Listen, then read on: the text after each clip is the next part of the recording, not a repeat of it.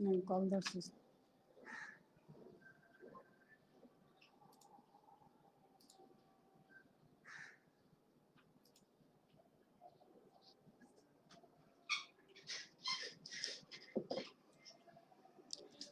আসসালামু আলাইকুম প্রিয় শিক্ষার্থীবৃন্দ, আশা করি আল্লাহর অশেষ রহমতে সকলে সুস্থ এবং ভালো আছেন।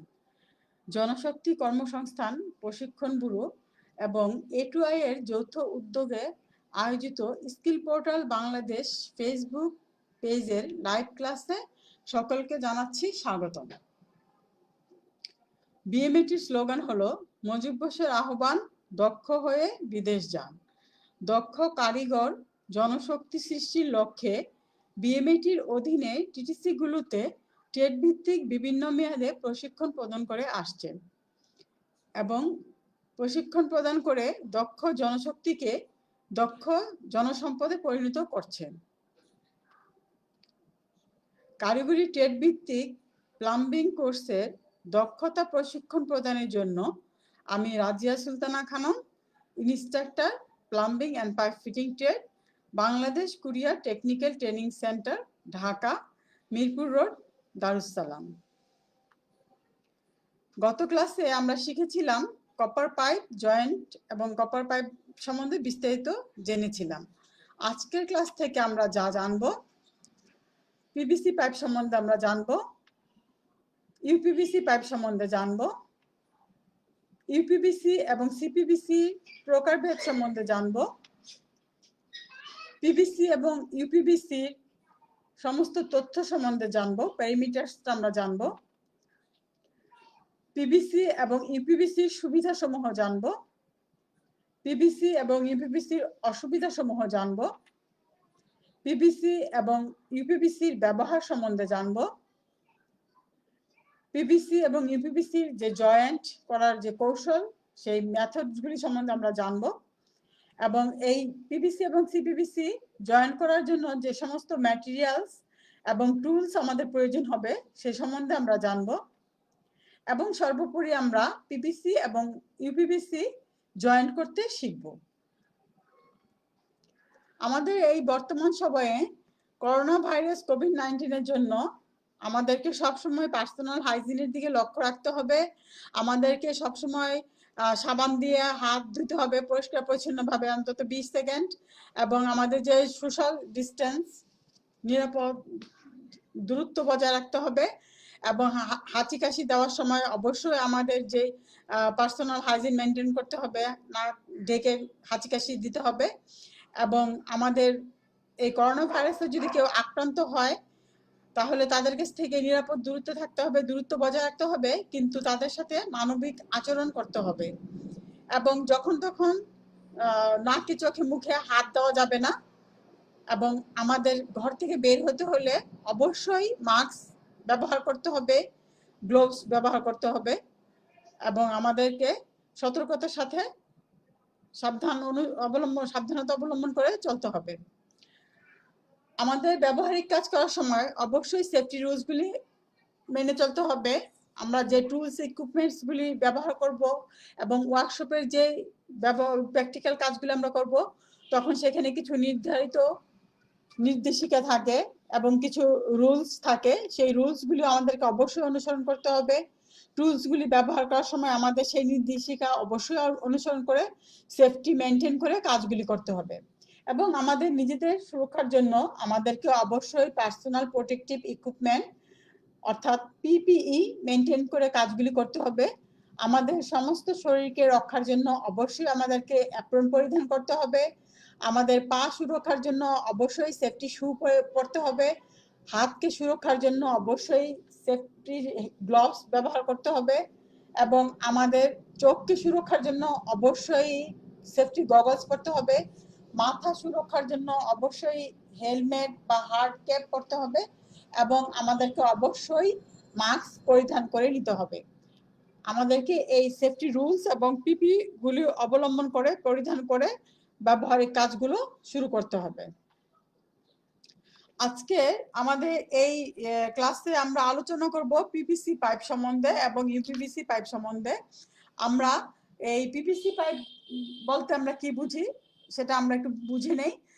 পিভিসি পাইপ হচ্ছে পলিভিনাইল ক্লোরাইড, যা পলিভিনাইল ক্লোরাইড যা বিশ্বের তৃতীয় বহুল পরিচিত এবং বহুল পরিমাণে ব্যবহৃত একটি সিনথেটিক প্লাস্টিক পলিমার। তাহলে পিভিসিটা কি হচ্ছে? পিভিসি হচ্ছে পলিভিনাইল ক্লোরাইড, একটি সিনথেটিক পাইপ। তাহলে এক কথা আমরা কি বলতে পারি? পলিভিনাইল ক্লোরাইড হলো বিশ্বের তৃতীয় বহুল পরিমাণে উৎপাদিত সিনথেটিক প্লাস্টিকের পলিমার। এটাই হচ্ছে পিভিসি পাইপ। এখন এই পিভিসি বলতে আমরা কি বুঝি? যদি আমরা স্ট্যান্ড, এটা যদি বলি যে পিভিসি স্ট্যান্ড কি করে, পিভিসি কি মিন করে, তাহলে আমরা বলতে পারি পিতে পলি, ভিতে ভিনাইল এবং সিতে ক্লোরাইড। তাহলে কি হচ্ছে? পিভিসি হচ্ছে পলিভিনাইল ক্লোরাইড, যা পিভিসি পাইপ নামে পরিচিত। ইউপিভিসি, ইউপিভিসি বলতে আমরা কি বুঝি? ইউপিভিসিতে থাকা ইউ বলতে আমরা বুঝি আনপ্লাস্টিসাইড, বা এটাকে আমরা পিভিসির সাথে কিন্তু এই ইউ যোগ হয়ে হচ্ছে আনপ্লাস্টিসাইজড, যেটা হচ্ছে এটাকে পিভিসি রিজিড পাইপ বা ইউপিভিসি কে রিজিড পাইপ প্লাস্টিক পাইপও বলা হয়। এটা পিভিসির চেয়ে বেশি শক্তিশালী এবং এটা আল্ট্রাভায়োলেট রেকে প্রতিরোধ করতে পারে, এবং শুধুমাত্র মার্কিন যুক্তরাষ্ট্র ব্যতীত বিশ্বের বেশিরভাগ দেশেই এই পিভিসি ইউপিভিসি পাইপের চেয়ে পিভিসি পাইপের চেয়ে ইউপিভিসি পাইপটা বেশি ব্যবহার করা হয়। তাহলে আমরা ইউপিভিসি বলতে কি বুঝছি? ইউপিভিসি বলতে বোঝা যাচ্ছে ইউ হচ্ছে আনপ্লাস্টিসাইজড এবং পিতে পলি, ভিতে ভিনাইল এবং সিতে ক্লোরাইড। তাহলে আমরা কি বুঝতে পারছি? যে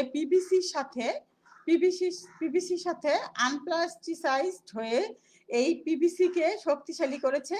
এটা আল্ট্রাভায়োলেট রেকে প্রতিরোধ করতে পারে এবং বেশি শক্তিশালী ক্ষমতা, এটার ধর্মীয় যে গুণ সেটা বৃদ্ধি করার ফলে এটা হচ্ছে ইউপিভিসি। এটা থ্রেড পিভিসি পাইপ নামেও পরিচিত। আমরা যে সচরাচর যে পাইপে থ্রেড করি, এটা মূলত ইউপিভিসি পাইপ, যা ইউপিভিসি থ্রেড পাইপ নামে পরিচিত।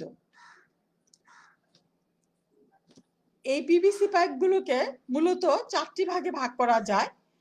পিভিসি পাইপটা হচ্ছে পিভিসি পাইপের মূলত পিভিসিটাকে ইউপিভিসি, আমরা সাধারণভাবে বলতে পারি কি পিভিসিটাকে 4 ভাগে ভাগ করা যায়।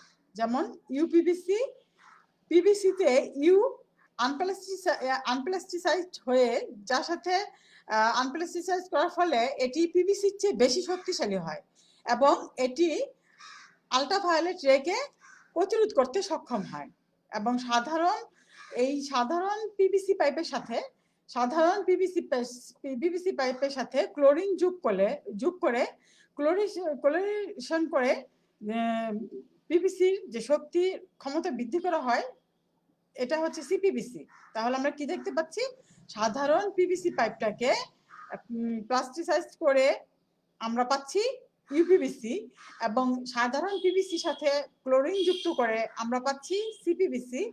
এবং এই সিপিভিসিটা পিভিসি এবং ইউপিভিসির চেয়ে বেশি শক্তিশালী এবং ঠান্ডা পানি গরম পানি ব্যবহারের উভয় ক্ষেত্রেই এটা সক্ষমতার সাথে কাজ করে এবং ব্যবহার করা যায়।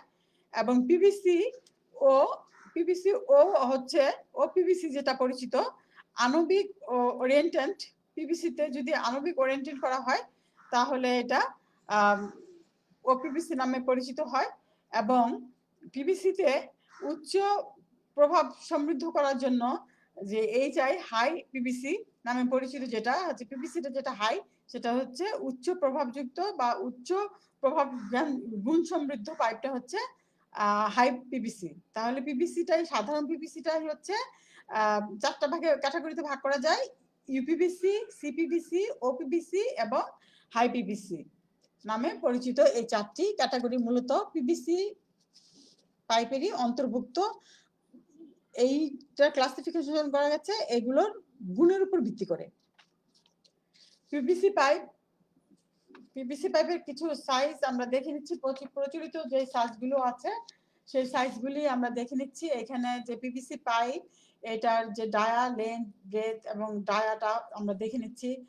যে আউটসাইড ডায়া, ইনসাইড ডায়াটা হচ্ছে আউটসাইড ডায়াটাকে এ দিয়ে চিহ্নিত করা হয়েছে, ইনসাইড ডায়াকে বি দ্বারা চিহ্নিত করা হয়েছে এবং থিকনেসকে ওয়াল যে ডায়ামিটার সেটাকে সি দ্বারা চিহ্নিত করা হয়েছে। প্রচলিত যে একটি পিভিসি পাইপ বাজারে সচরাচর আমরা ব্যবহার করি তার একটি স্পেসিফিকেশন চার্ট আমরা দেখতে পাচ্ছি। আমরা চার্ট থেকে বিস্তারিত মাপসমূহ দেখে নেই। তবে সাধারণভাবে যেগুলো হচ্ছে, এটা দুটো গ্রেড থাকে, 40 গ্রেড এবং 80 গ্রেড। এই গ্রেডের উপর ডিপেন্ড করে এই পাইপগুলো এবং বিভিন্ন কোম্পানির স্পেসিফিকেশন অনুযায়ী এর ভিন্নতা থাকতে পারে। তো আমরা এখানে একটু পিভিসি পাইপের যে সাইজগুলো আছে, স্পেসিফিকেশনগুলো এক নজর দেখে নিন।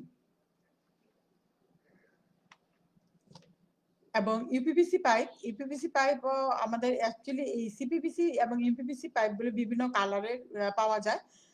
এখানেও আমরা ইউপিভিসির কিছু স্পেসিফিকেশন দেখে নিচ্ছি এক নজরে। আমাদের যে প্রচলিত বাজারে যে ধরনের সাইজগুলো আমরা পেয়ে থাকি এবং এই পাইপগুলোর যে ক্যাপাসিটি এবং এটার যে size, outside diameter, inside diameter এবং ওয়াল থিকনেস, এই বিস্তারিত মেজারমেন্টগুলো আমরা এই চার্টের মাধ্যমে এক নজর দেখে নিই।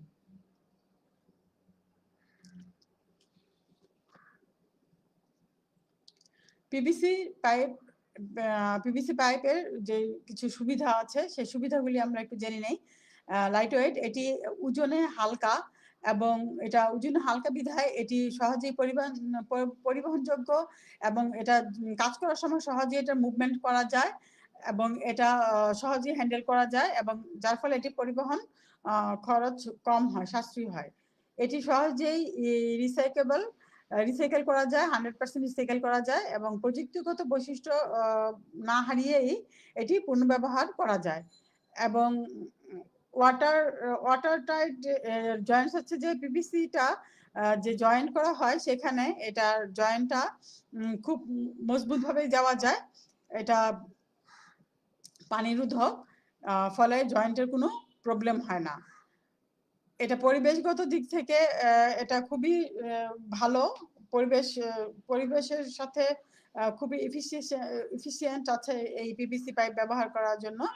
এটা পরিবেশের তেমন ক্ষতি করে না এবং এটি পরিবেশের জন্য ব্যবহার ভালো। এটার কোনো রাসায়নিক বিক্রিয়া বা পরিবেশ বান্ধব বলা যায়। এক কথায় এই পিভিসি পাইপটাকে পরিবেশ বান্ধব বলা যায়। পিভিসিতে পানি সরবরাহে নিরাপদ, এটি সেফ ম্যাটেরিয়ালস দিয়ে তৈরি, এটি উচ্চ পর্যায়ের ক্ষয় প্রতিরোধক। এর জন্য এতে জৈব ফিল্ম বা দূষণ থেকে মুক্ত থাকে, যা ব্যাকটেরিয়ার প্রজননে বাধা দেয় এবং ব্যাকটেরিয়ার প্রজনন থেকে মুক্ত থাকে বিধায় এটা জনস্বাস্থ্যের জন্য খুবই উপকারী। এবং পিভিসি পাইপ এটা 80 থেকে 100 বছর পর্যন্ত স্থায়িত্বতা বজায় রাখে। এটা স্থাপনে দীর্ঘমেয়াদী হয় এবং এটার স্থায়িত্বতা বেশি হয়। যেহেতু এটি ইকোনমিক্যাল এফিশিয়েন্ট, আমরা সবগুলি গুণ যদি আমরা বিশ্লেষণ করি তাহলে আমরা এক কথায় বলতে পারি এটা আর্থিকভাবে এটা খুবই কার্যকরী, ইকোনমিক্যালি এফিশিয়েন্ট, এটা কার্যক্ষম। এটি হচ্ছে যে এটির যেহেতু এটা ওজন কম, সংস্থাপনের কম শক্তি ব্যয় হয় এবং এটা প্রয়োজনে এটা রিপ্লেস করা যায় সহজেই, পরিবহনের সময় কম লাগে এবং এটা যেহেতু সর্বনিম্ন রক্ষণাবেক্ষণের প্রয়োজন হয় এবং এটা দীর্ঘস্থায়ী এবং সহজেই এটা পুনর্ব্যবহারযোগ্য, ফলে এটি ব্যবহার সাশ্রয়ী। এবং এটি উচ্চ তাপমাত্রায়ও ব্যবহার করা যায়। তবে এটা বেশিরভাগ ক্ষেত্রে ঠান্ডা পানি ব্যবহারের ক্ষেত্রে এটা বেশি পানি সরবরাহ এবং নিষ্কাশনে ব্যবহার করা হয়। এটার যে মেন অসুবিধা হচ্ছে এটা একটা মিনিমাম তাপটাকে রেজিস্ট্যান্স করতে পারে, কিন্তু বেশি উচ্চমাত্রা তাপ হলে সেটা আবার রেজিস্ট্যান্স করতে পারে না। তার জন্য হট ওয়াটার পানি সরবরাহে এই পিভিসি পাইপ ব্যবহার না করাই উত্তম। এটা একটা অসুবিধা যে অতিরিক্ত উচ্চ তাপমাত্রায় পিভিসি পাইপটা ব্যবহার করা একটা অসুবিধা, এটা ব্যবহার করা যায় না। এটা একটা নির্দিষ্ট তাপমাত্রা সহ্য করার পরে এটা জ্বলতে সক্ষম, এটা ফ্লেমেবল। এবং এই পিভিসি পাইপ কিছু নির্দিষ্ট আকার আকৃতিতে পাওয়া যায়, চাহিদা অনুযায়ী সব ধরনের সাইজে এটা পাওয়া যায় না, এটা এই পিভিসি পাইপের ক্ষেত্রে একটা অসুবিধা। ইউপিভিসি পাইপের ক্ষেত্রে যে সুবিধাসমূহগুলি আমরা পাই সেটা হচ্ছে এটা কর্ষণ প্রতিরোধক, ক্ষয় মরিচা রোধ করতে পারে, মরিচা ধরে না, এটা ক্ষয় রোধক, এই পাইপে সহজে মরিচা ধরে না, ফলে এটার ইন্টারনাল যে ডায়া সেটা নষ্ট হয়ে যায় না, পানির প্রবাহটা ঠিক থাকে। এটা কেমিক্যাল রাসায়নিক বিক্রিয়া যেটা হয়, রাসায়নিক বিক্রিয়া এটা প্রতিরোধ করতে পারে। এবং এটা রাসায়নিক প্রক্রিয়ায় এটা রাসায়নিক যে বিক্রিয়া হয় সেই বিক্রিয়া এটা প্রতিরোধ করতে পারে। এবং এটা লিক প্রুফ যে জয়েন্ট আছে সেখানে জয়েন্টের এটা লিকেজ হয় না, যেহেতু এটার মধ্যে মরিচা বা ক্ষয় হয় না সেহেতু এখানে লিক হয় না। এবং এই ইউপিভিসি পাইপটার সার্ভিস ক্ষেত্রে এটা দীর্ঘায়িত্ব বা স্থায়িত্বতা বজায় রাখে।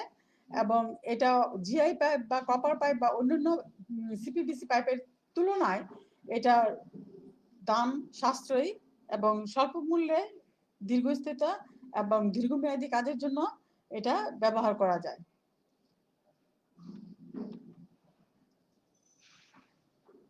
পিভিসি এবং ইউপিভিসির যে ব্যবহার ক্ষেত্রগুলি আমরা একটু জেনে নেই। এটা এই পিভিসি এবং ইউপিভিসি গুলো আন্ডারগ্রাউন্ড ওয়াটার সার্ভিস লাইনে ব্যবহার করা হয়, পানি সরবরাহের ক্ষেত্রে ব্যবহার করা হয়, প্লাম্বিং সিস্টেমের যাবতীয় কাজেই এই পিভিসি এবং ইউপিভিসি ব্যবহার করা হয়। এবং কৃষি ব্যবস্থাপনায় ইরিগেশনে পিভিসি ইউপিভিসি ব্যবহার করা হয়, ড্রেনেজ সিস্টেম এবং ভ্যান সিস্টেমেও পিভিসি ইউপিভিসি ব্যবহার করা হয়, পুল বা স্পা সিস্টেমেও পিভিসি ইউপিভিসি ব্যবহার করা হয়, ফায়ার স্প্রিংকলার সিস্টেমে ফায়ার ফাইটিং সিস্টেমেও পিভিসি এবং ইউপিভিসিটা ব্যবহার করা হয়। বিশেষ করে পিভিসিটা ইলেকট্রিক্যাল কাজে ইলেকট্রিক্যালের কন্ডুইট সারফেস কন্ডুইট অথবা কনসিল কন্ডুইট হিসেবে ব্যবহার করা হয়।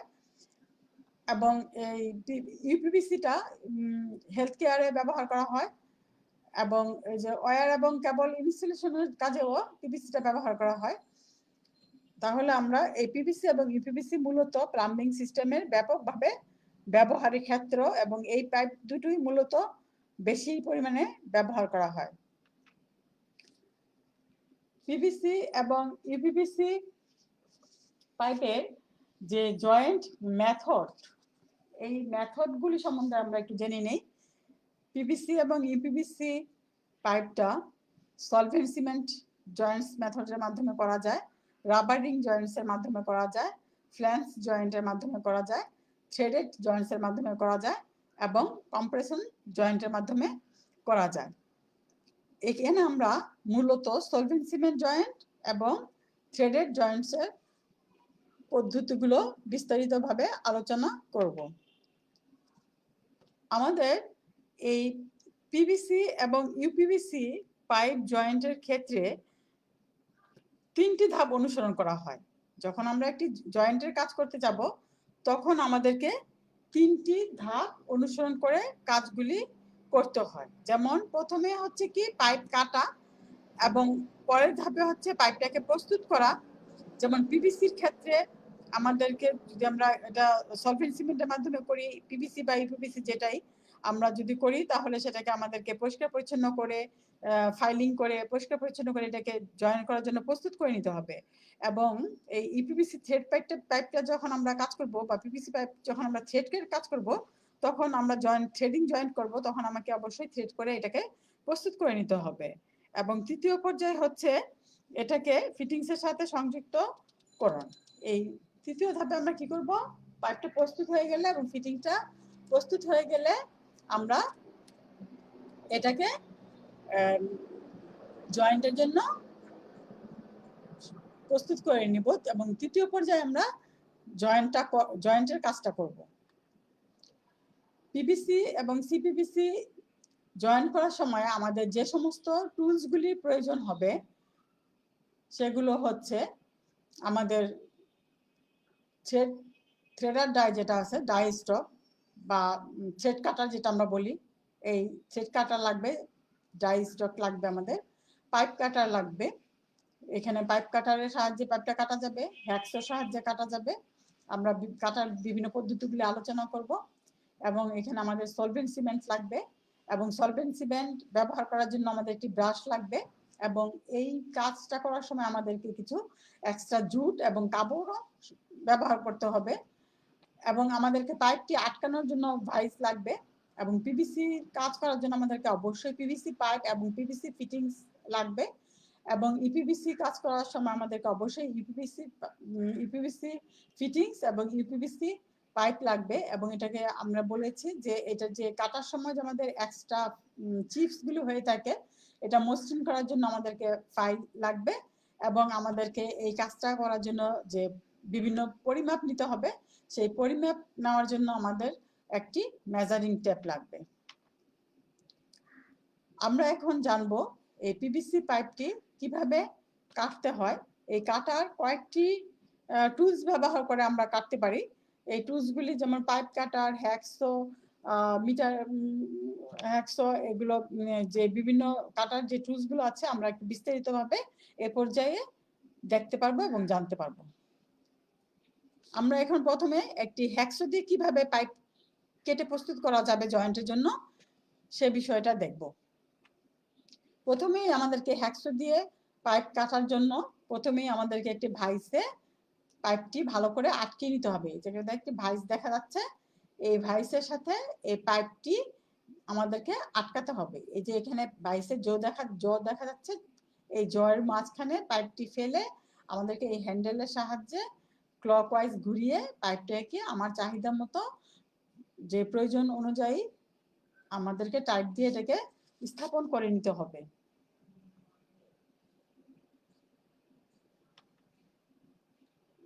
এবং আমাদেরকে এই পিভিসি পাইপের যখন কাজ করব, আমরা কোন জায়গায় কাটবো সেটা মেজারমেন্ট নিয়ে আমাদেরকে পেন্সিলের সাহায্যে মার্কিং করে নিতে হবে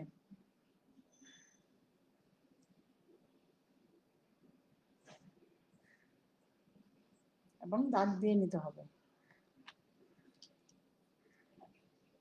এবং আমাদের এই মার্কিং করার পরে আমরা কিভাবে এই ভাইসের মধ্যে হ্যাকসোটা রেখে পাইপটি কাটবো, হ্যাকসোটি কিভাবে প্লেস হবে তা আমরা এই চিত্রের মাধ্যমে দেখতে পাচ্ছি এই স্লাইডটিতে।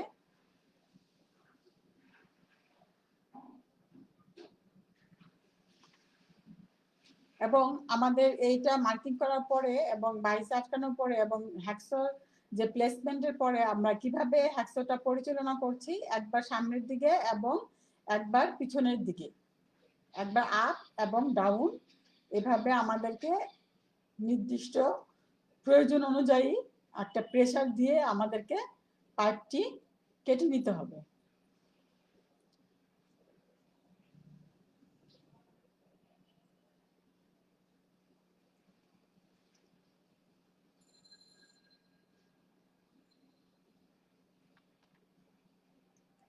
এখন আমরা একটি পাইপ কাটার দিয়ে পাইপটি কাটবো। এখানে পাইপ কাটার বিভিন্ন রকমের আছে। আমরা এখানে 3 হুইল পাইপ কাটার, 2 হুইল পাইপ কাটার, 1 হুইল পাইপ কাটার এবং টিউব কাটার, বিভিন্ন ধরনের পাইপ কাটার আছে। আমরা এই বিভিন্ন চিত্রের মাধ্যমে পাইপ কাটারের সাহায্যে কিভাবে পাইপ কাটতে হবে তা একটু বিস্তারিত জেনে নেই। এখানে যে একটি সিজার স্টাইল পাইপ কাটার এবং এটা একটা রেচেট স্টাইল পাইপ কাটার দেখা যাচ্ছে। এছাড়া আমাদের যেটা বললাম যে 3 হুইল পাইপ কাটার, 2 হুইল পাইপ কাটার এবং 1 হুইল পাইপ কাটার, বিভিন্ন ধরনের পাইপ কাটার আছে। এই পাইপ কাটারগুলোর সাহায্যেও আমরা পাইপ কাটতে পারি। এখানে আমরা একটা সিজার টাইপ পাইপ কাটারের সাহায্যে পাইপটা কিভাবে যাচ্ছে, যে ডিরেকশনটা যাচ্ছে সেই ডিরেকশনটা আমরা এই চলমান চিত্রের সাহায্যে দেখতে পাচ্ছি। এবং সিজারের প্লেসমেন্টটা কিভাবে থাকবে এবং কিভাবে এটা কোন ডিরেকশনে যাবে সেটা স্পষ্টভাবে আমরা দেখে নিলাম।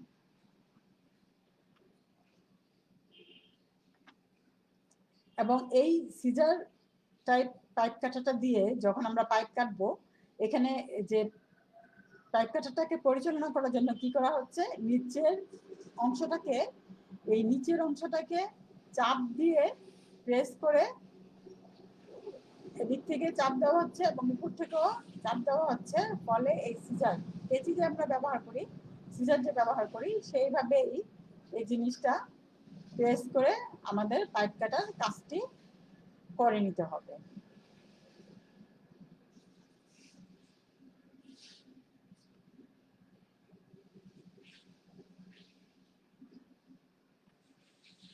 এখন আমরা একটি মিটার সর মাধ্যমে কিভাবে পাইপ কাটবো সে সম্বন্ধে বিস্তারিত জেনে নিচ্ছি। এখানে আমরা দেখতে পাচ্ছি একটি মিটার বক্স এবং একটি স। এই মিটার বক্স এবং এই স ব্যবহার করে কিভাবে আমরা পাইপটি কাটবো সেটা আমরা বিস্তারিত দেখবো। এখন পাইপটিকে আমরা এই মিটার বক্সের মধ্যে কিভাবে স্থাপন করছি তা একটি ডিরেকশনের মাধ্যমে এবং পাইপের মাধ্যমে দেখানো হচ্ছে।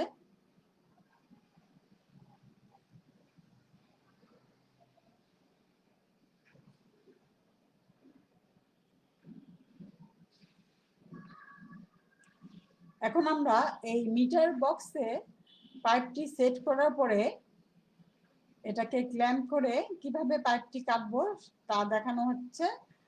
এখানে যে হ্যাকসোটি সামনের দিকে এবং পিছনের দিকে সমান চাপে ইউনিফর্ম ভাবে প্রেস করে আমরা এই পাইপটি প্রয়োজন অনুযায়ী পরিমাপ অনুযায়ী কেটে নিতে পারবো এবং কেটে নিচ্ছি।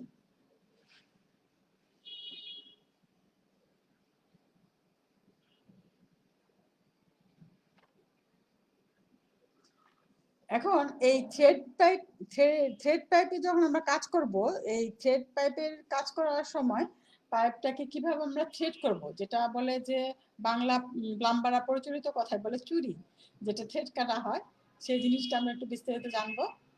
থ্রেড করব। এখন এই থ্রেড করার জন্য পাইপকে আমাদেরকে অবশ্যই ভাইস ব্যবহার করতে হবে এবং ভাইসে আমরা পাইপটি শক্তভাবে আটকে নিচ্ছি। এবং এই থ্রেড করার জন্য আমাদের যে ডাই স্টক থ্রেড কাটার, সেই থ্রেড কাটার আমরা ব্যবহার করব এবং এই থ্রেড কাটার আমার প্রয়োজন অনুযায়ী যে এই ডাইগুলো আছে এগুলো আমাদের নির্ধারণ করে নিতে হবে এবং এটা আমার সঠিকভাবে সেট করে নিতে হবে।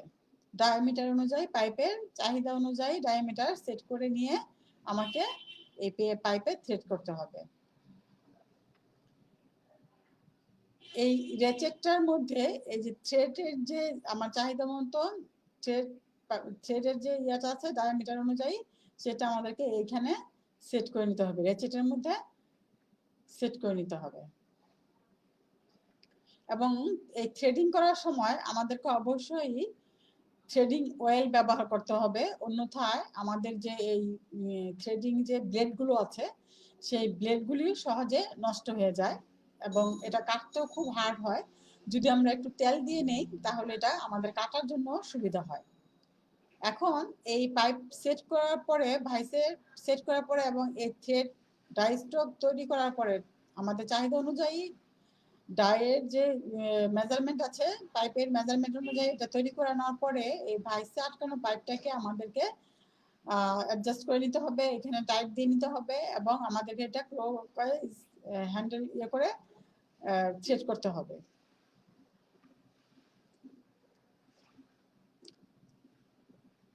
এখানে আমরা দেখতে পাচ্ছি যে এটাকে ক্লকওয়াইজ ঘুরিয়ে আমাদেরকে এই পাইপে ডাই স্ট্রোকের সাহায্যে থ্রেড করতে হবে এবং এই থ্রেড করার সময় আমাদেরকে অবশ্যই তেল ব্যবহার করতে হবে। থ্রেডিং অয়েল যেটা আছে সেই থ্রেডিং অয়েলটা আমাদেরকে ব্যবহার করতে হবে।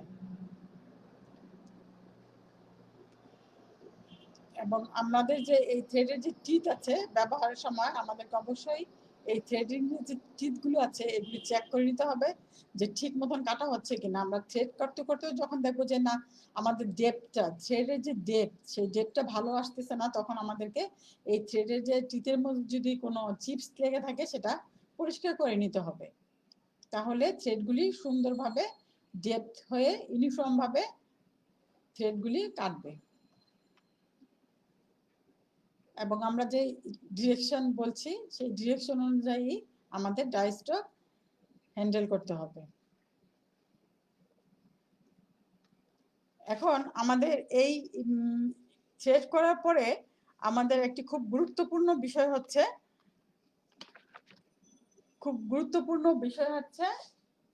টেফলন টেপ ব্যবহার করা, যেটা আমরা থ্রেড টেপ বলি।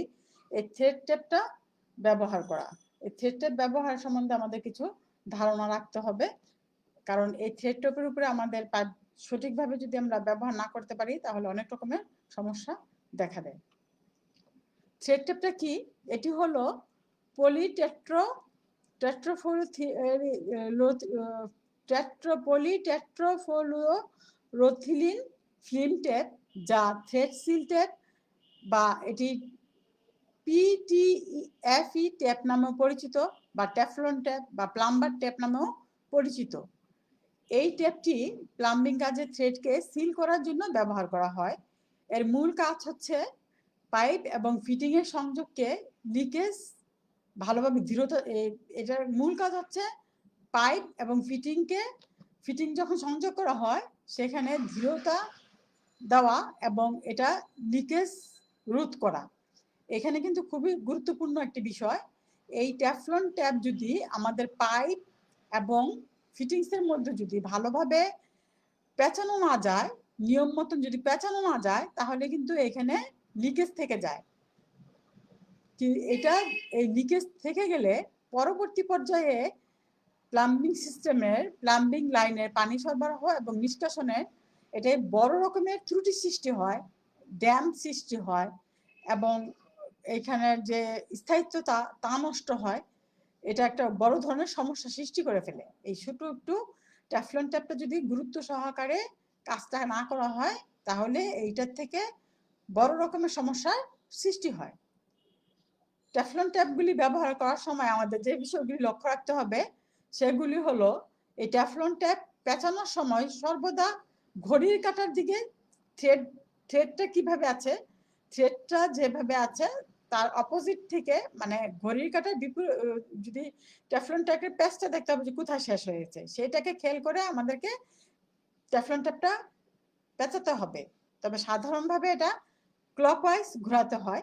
এখন কতক্ষণ ঘোরাতে হবে? সাধারণত 4 থেকে 5 বার এটা পেঁচাই নিলে হয়।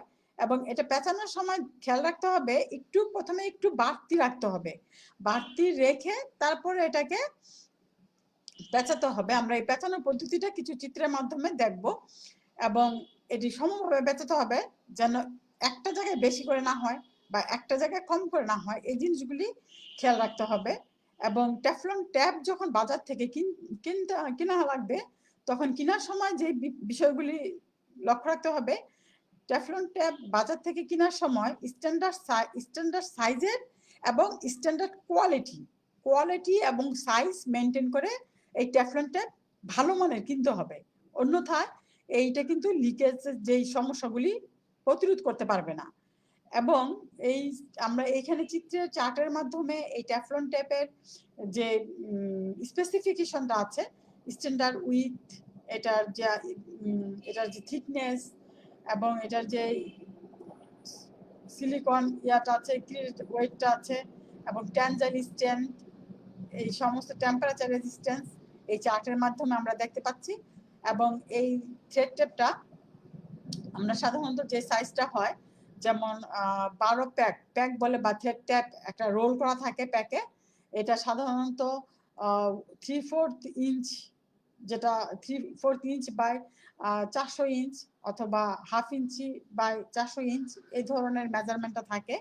তবে আমাদের এটা বাজার থেকে কেনার সময় যেটা স্ট্যান্ডার্ড সাইজ, সেই স্ট্যান্ডার্ড সাইজটার দিকে লক্ষ্য রাখতে হবে। প্রচলিত যে ট্যাপগুলি আমাদের বাজারে পাওয়া যায় সেগুলো হচ্ছে 1/2 ইঞ্চি, যেমন 1/2 ইঞ্চির ক্ষেত্রে 0.1 থেকে 1 mm এবং 12.5 থেকে 19.250 mm উইথের টেফলন টেপ পাওয়া যায় এবং এটার লেন্থ হয় 12,000 mm, এটার থিকনেস হয় 0.075 mm। বাজার থেকে অবশ্যই আমাদেরকে স্ট্যান্ডার্ড মানের এই টেফলন ট্যাপ কিনে নিতে হবে, অন্যথায় আমাদের যে লিকেজের প্রবলেমগুলি আছে এই প্রবলেমগুলো থেকে যাবে। তাহলে এই বিষয়টি আমাদেরকে অবশ্যই গুরুত্বের সাথে লক্ষ্য রাখতে হবে। আমরা কিছু চিত্রের মাধ্যমে আর একটু ভালোভাবে বিস্তারিতভাবে টেফলন ট্যাপ সম্বন্ধে জেনে নিই। যখন আমাদের থ্রেড করা হয়ে যায়, আমরা টেফলন ট্যাপ পেঁচানোর আগে এই থ্রেড টেপটা ভালো করে পরিষ্কার করে নিতে হবে। একটি কাপড় দিয়ে থ্রেড পাইপ এবং ফিটিংস ভালো করে পরিষ্কার করে নিতে হবে। এর চিপস বা ডাস্টগুলো ভালো মতো পরিষ্কার করে নিতে হবে এবং এই থ্রেডগুলো ঠিকভাবে আছে কিনা থ্রেডটা ভালোভাবে চেক করে নিতে হবে। থ্রেডের ডেপথ ঠিকভাবে আছে কিনা তা আমাদেরকে কি করতে হবে, ভালোভাবে চেক করতে হবে। এখন আমাদের এই থ্রেডগুলি পর্যবেক্ষণ করে টেফলন ট্যাপটা পেঁচাতে হবে। এখানে চিত্রের মাধ্যমে দেখা যাচ্ছে একদম এই থ্রেড পাইপের সাথে সমান্তরালভাবে এখানে কোন থ্রেড টেপটা এমনভাবে দেওয়া আছে টেফলন ট্যাপটা যেন কোনো প্যাচ না খেয়ে থাকে, ফোল্ডিং না হয়। এই বিষয়টা খুব মনোযোগ সহকারে লক্ষ্য রাখতে হবে এবং একটু বাড়তি অংশ রাখতে হবে টেফলন ট্যাপটির সাথে এবং সমভাবে এই থ্রেড পাইপটার সাথে টেফলন ট্যাপটা সমভাবে পেঁচিয়ে দিতে হবে। যেমন এদিকে উঁচু এদিকে নিচু তা কিন্তু হচ্ছে না, একদম সমানভাবে এখানে টেফলন ট্যাপটা পেঁচাতে হবে। আমরা এখানে কিভাবে পেঁচাই, আস্তে আস্তে ক্লকওয়াইজ এই টেফলন ট্যাপটা একটার সাথে একটা দিয়ে ভালোভাবে পেঁচিয়ে আমরা একটি থ্রেডিং পাইপের মাথায় টেফলন ট্যাপটা পেঁচিয়ে নিলে কিরকম দেখা যাবে সেই জিনিসটা দেখতে পাচ্ছি এবং এখানে খুব ভালোভাবে এই টেফলন ট্যাপটা পেঁচানো হয়েছে আমরা দেখতে পাচ্ছি। টেফলন ট্যাপের কতগুলো কালার কোড আছে। কালার কোড যেমন ইয়েলো কালারটা গ্যাস লাইনে ইউজ করা হয়, ওয়াটার লাইনে সাধারণত সাদা এবং গোলাপি পিঙ্ক। ওয়াটার লাইনে সাধারণত প্লাম্বিং সিস্টেমের ওয়াটার লাইনে সাধারণত পিঙ্ক এবং সাদা টেফলন ট্যাপটা ইউজ করা হয় এবং গ্যাস লাইনে হলুদ টেফলন ট্যাপটা ইউজ করা হয়। অক্সিজেন, যেখানে অক্সিজেন পাইপ প্রবাহিত করতে হবে সেই ধরনের কাজে সাধারণত গ্রিন কালারের টেফলন ট্যাপ ব্যবহার করা হয়। একটি কালার কোডিং এর মাধ্যমে আমরা টেফলন ট্যাপকে একটা ক্লাসিফিকেশন করতে পারি। এখানে আবার আমি গুরুত্ব সহকারে দেখিয়ে দিচ্ছি টেফলন ট্যাপকে আমাদেরকে ব্যবহার করার সময় কি কি বিষয় খেয়াল করতে হবে। অবশ্যই এটাকে পরিষ্কার পরিচ্ছন্ন করে নিতে হবে। প্রথমে কি করতে হবে, আমাদেরকে একটি ভালো মানের, ভালো স্পেসিফিকেশন সমৃদ্ধ, ভালো কোয়ালিটির একটি টেফলন ট্যাপ সংগ্রহ করতে হবে এবং এই টেফলন ট্যাপটি যখন আমরা থ্রেডিং পাইপে এবং ফিটিংসে ব্যবহার করব তখন অবশ্যই আমাদের এই থ্রেডিং পাইপ এবং ফিটিংস একটি কাপড় দিয়ে ব্রাশ দিয়ে ফাইলিং করে ভালোভাবে পরিষ্কার পরিচ্ছন্ন মসৃণ করে নিতে হবে এবং এই থ্রেডিং পাইপের মাথার আমাদেরকে টেফলন ট্যাপটি মাথাটি এভাবে আগে প্রথমে সমান্তরাল পাইপের সমান্তরালে সেট করে নিতে হবে এবং সুন্দরভাবে সমভাবে এটাকে পেঁচিয়ে নিতে হবে ক্লকওয়াইজ। এবং এই টেফলন ট্যাপ পেঁচানোর পরে আমাদের যে ফিটিংস আছে এই ফিটিংসটি আমাদেরকে সংযুক্ত করে নিতে হবে। তাহলে আমরা এভাবে একটি পিভিসি পাইপের এই থ্রেডিং পাইপের জয়েন্ট সম্পন্ন করতে পারবো। এখন এই পিভিসি এবং ইউপিভিসি পাইপটা আমি বলেছি যে আমরা দুটি জয়েন্টিং মেথড আলোচনা করব। এই পর্যায়ে আমি গ্লুইং সিস্টেম কিভাবে করতে হয় সেটা একটু আলোচনা করে যাচ্ছি। গ্লু দিয়ে এই গ্লুইং সিস্টেমেও আমাদেরকে তিনটি ধাপ অবলম্বন করতে হবে। প্রথমে পাইপটিকে কেটে নিতে হবে এবং পাইপটিকে প্রস্তুত করতে হবে পরিষ্কার পরিচ্ছন্ন করে এবং ফাইলিং করে ঘষে নিতে হবে এবং কাপড় দিয়ে পরিষ্কার পরিচ্ছন্ন করতে হবে এবং এখানে আমাদেরকে সলভেন্ট সিমেন্ট এবং ব্রাশের সাহায্যে কাজটি করতে হবে। আমরা একটু চিত্রের সাহায্যে বিস্তারিত দেখে নিই।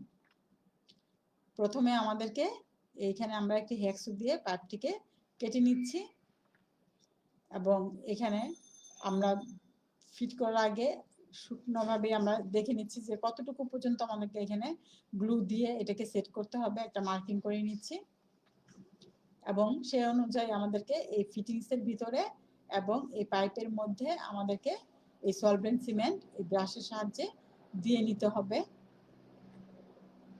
এবং এই গ্লুটা আমরা আবার দেখতে পাচ্ছি যে এখানে কিভাবে আমাদেরকে ব্রাশের সাহায্যে এই সলভেন্ট সিমেন্ট বা গ্লুটা দিয়ে নিতে হচ্ছে এবং এখানে পাইপ এবং ফিটিংসটাকে পুশ করে বা প্রেস করে আমাদেরকে চেপে আমাদেরকে এইখানে জয়েন্টটি করতে হবে। এখন আমরা একটু ইউপিভিসি পাইপ জয়েন্ট দেখে নিচ্ছি। আর এখানে আমাদের ইউপিভিসি পাইপটা থ্রেডিং পাইপ, থ্রেডের সাহায্য করা যায়। আবার আমরা যখন 4 ইঞ্চি সয়েল পাইপের কাজ করি, সুগার স্লাইমের কাজগুলি করি, তখন আমরা সলভেন্ট সিমেন্ট দিয়ে বা গ্লু দিয়ে পাইপের জয়েন্টগুলো করে থাকি। এখানে পাইপটি কেটে নিতে হবে প্রয়োজন অনুযায়ী। কেটে নেওয়া হলো পাইপটি এবং এই পাইপের যে ফিটিংসটা আমরা করব সেটা অ্যালাইনমেন্ট চেক করার জন্য এবং এটা সেট করার জন্য তৈরি করে নেওয়া হচ্ছে এবং সেট করার সময় আমরা দেখে নিলাম এখানে কতটুকু আমাদের ফিটিংসটা আসবে।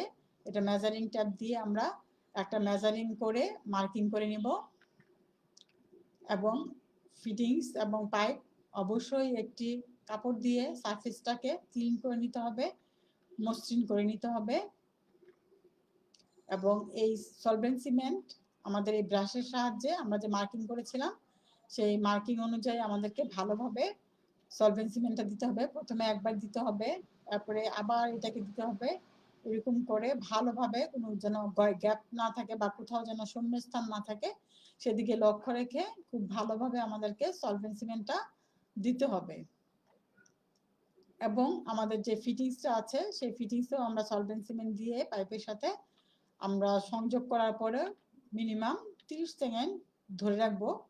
একটু বেশি ধরে রাখলে সমস্যা নাই, তবে মিনিমাম 30 সেকেন্ডের নিচে যেন না হয় সেদিকে লক্ষ্য রাখতে হবে।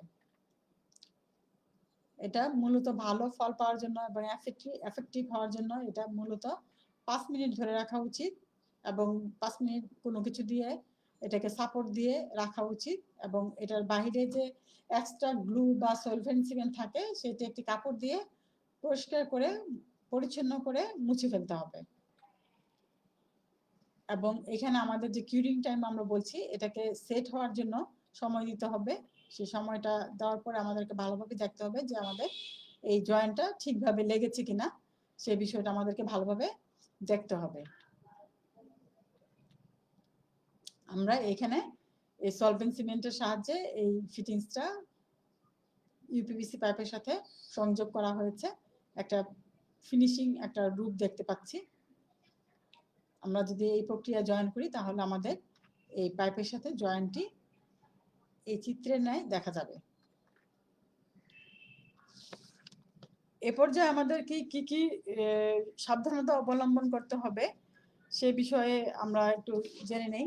যখন আমরা এই ধরনের কাজগুলি করব তখন আমাদেরকে অবশ্যই সাবধানতা অবলম্বন করতে হবে। এখানে যে আমাদের সেফটি রুলস আছে সেই সেফটি রুলসগুলি আমাদেরকে অবশ্যই মেনটেন করতে হবে এবং আমাদের অবশ্যই পিপি ব্যবহার করতে হবে এবং কাজ শেষে প্রয়োজনীয় টুলস এবং সরঞ্জামগুলি যথাস্থানে গুছিয়ে রাখতে হবে এবং অবশ্যই এগুলি ভালোভাবে হাউসকিপিং করতে হবে এবং এই হাউসকিপিং করার ফলে আমরা দুর্ঘটনা থেকে মুক্ত থাকব এবং পিপি ব্যবহারের ফলে আমরা দুর্ঘটনা থেকে মুক্ত থাকব। এই সব বিষয়গুলি আমাদেরকে খুবই সতর্কতার সাথে লক্ষ্য রাখতে হবে এবং এই কাজটি করার সময় আমরা যে কাটিং টুলস ব্যবহার করব সেই কাটিং টুলসগুলি আমরা সঠিকভাবে ব্যবহার করব এবং সাবধানতা অবলম্বন করব যেন কাটিং টুলসের মাধ্যমে আমাদের কোনো রকমের দুর্ঘটনা না ঘটে এবং কাটিং টুলসগুলি যেন সঠিকভাবে শার্প থাকে সেদিকে আমরা লক্ষ্য রাখবো এবং কাটিং টুলস দিয়ে যেন আমরা কখনো আঘাত দেওয়ার কাজগুলো না করি। কাটিং টুলসটা কাটার জন্যই রাখতে হবে, এটা আমরা কখনো হাতুড়ির কাজ করতে যাব না, কারণ কাটিং টুলস দিয়ে যদি হাতুড়ির কাজ করতে যাওয়া হয় তাহলে কাটিং টুলসের যে ব্লেড আছে সেই ব্লেডগুলো নষ্ট হয়ে যায়। এই বিষয়গুলি আমাদেরকে খুব সতর্কতার সাথে লক্ষ্য রাখতে হবে এবং আমাদের এই কাটিং টুলসগুলি এমনভাবে রাখতে হবে যেন এখান থেকে কোনো আঘাতপ্রাপ্ত না হয়। আমি আবারও বলছি, এখানে খুব প্র্যাকটিক্যাল বা ব্যবহারিক কাজের সময় অবশ্যই হাউসকিপিংয়ের দিকে খুব গুরুত্বপূর্ণ দৃষ্টি রাখতে হবে, গুরুত্ব দিতে হবে। কারণ প্রপার হাউসকিপিং করলে আমাদের সময় এবং পরবর্তী কাজ করতে সুবিধা হয় এবং টুলসগুলি ভালোভাবে মেনটেন করা হয় এবং আমাদের দুর্ঘটনা বা হ্যাজার্ড, বিভিন্ন প্রকার হ্যাজার্ড থেকেও আমরা মুক্ত থাকতে পারি। এবং সলভেন্ট সিমেন্ট ব্যবহার করার সময়, যেহেতু এটি একটি রাসায়নিক দ্রব্য, টক্সিক ম্যাটেরিয়ালস, এই ম্যাটেরিয়ালসটি ব্যবহার করার সময় আমাদেরকে অবশ্যই এটি সঠিকভাবে সঠিক পরিমাণে ব্যবহার করতে হবে। আর এইটি সলভেন্ট সিমেন্ট ব্যবহার করার সময় যেন বা গ্লু ব্যবহার করার সময় যেন এটি আমাদের মুখে চোখে না যায় সেদিকে লক্ষ্য রাখতে হবে। এবং আমাদের এই সলভেন্ট সিমেন্ট ব্যবহার করার পরে অবশ্যই আমাদেরকে হাত পরিষ্কার পরিচ্ছন্ন করে ধুয়ে ফেলতে হবে এবং এটি ব্যবহার করার পরে অবশ্যই আমাদেরকে এই সলভেন্ট সিমেন্টটি যথাস্থানে রেখে দিতে হবে।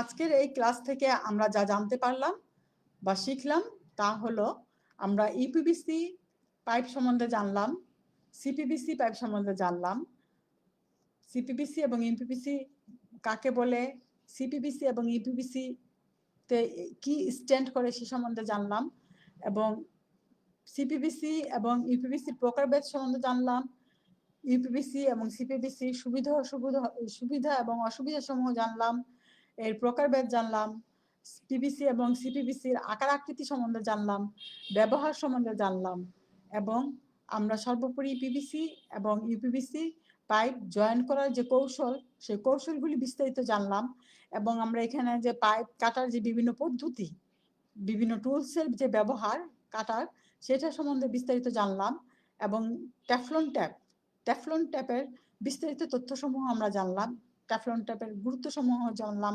ট্যাফলন ট্যাপের প্রকারভেদ জানলাম, স্পেসিফিকেশন জানলাম এবং এই ট্যাফলন ট্যাপটা কিভাবে ব্যবহার করতে হয় সেই সম্বন্ধে আমরা বিস্তারিত জানলাম।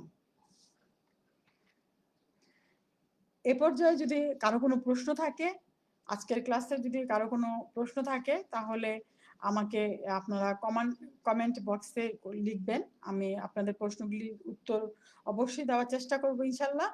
এবং এছাড়াও এই টপিকসটা আমাদের পরীক্ষা এবং বাস্তব জীবনে কাজের জন্য একটি খুবই গুরুত্বপূর্ণ আজকের এই ক্লাসটি।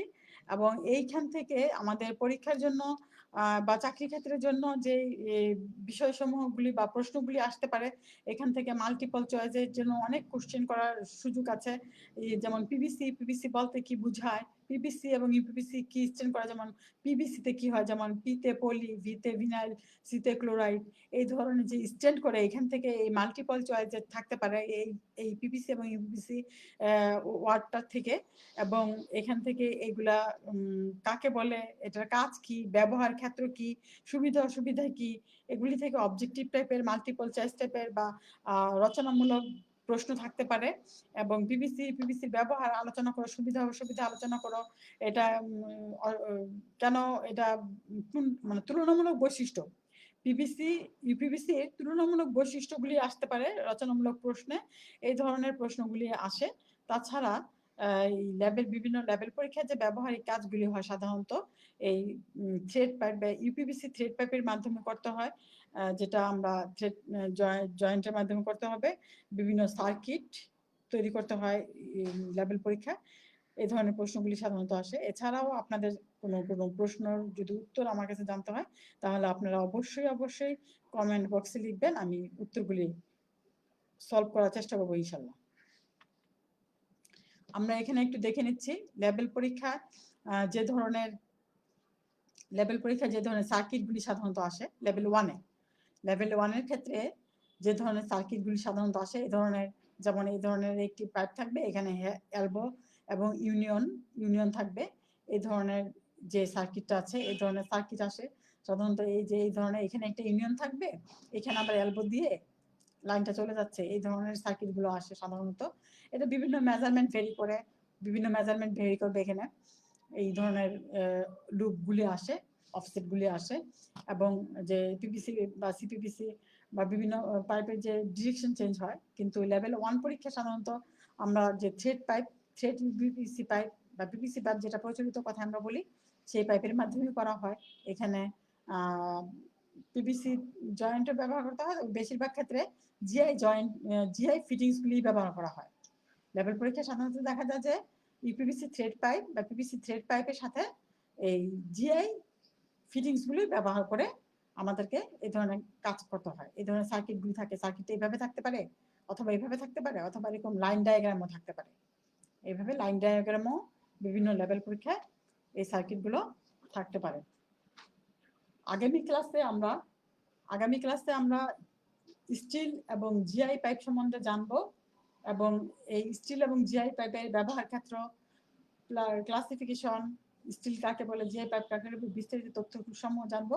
এবং আমরা একটি জিআই ফিটিং বা স্টিল ফিটিং কিভাবে করতে হয়, সেই ব্যবহার করতে গেলে কি ধরনের টুলসগুলি আমাদের ব্যবহার করতে হবে, এবং আমরা এই জিআই এবং স্টিল পাইপগুলি জয়েন করার কৌশলগুলি এখানে শিখবো। আমরা এই আগামী ক্লাসে জিআই পাইপ এবং স্টিল পাইপ জয়েন করার জন্য, মেটালিক পাইপ জয়েন করার জন্য আমরা যে টুলসটি ব্যবহার করব, অটো থ্রেড কাটার মেশিন, সেই অটো থ্রেড কাটার মেশিন সম্বন্ধে বিস্তারিতভাবে আমরা জানবো ইনশাল্লাহ আগামী ক্লাসে। এই মেটাল পাইপগুলো কিভাবে থ্রেড করতে হয় এবং কিভাবে জয়েন করতে হয়, এবং এই অটো থ্রেড কাটার মেশিনটি কিভাবে রক্ষণাবেক্ষণ করতে হয় সে সম্পর্কে বিস্তারিত জানব। আমি আগামী ক্লাসে আমাদের জিআই পাইপ এবং স্টিল পাইপ থ্রেড কাটা এবং জয়েন করা এবং অটো থ্রেড কাটার মেশিনের সাহায্যে কিভাবে আমরা কাজটি করব, জয়েনগুলি করব, সেই আগামী ক্লাসটি দেখার জন্য সকলকে আমন্ত্রণ জানাচ্ছি।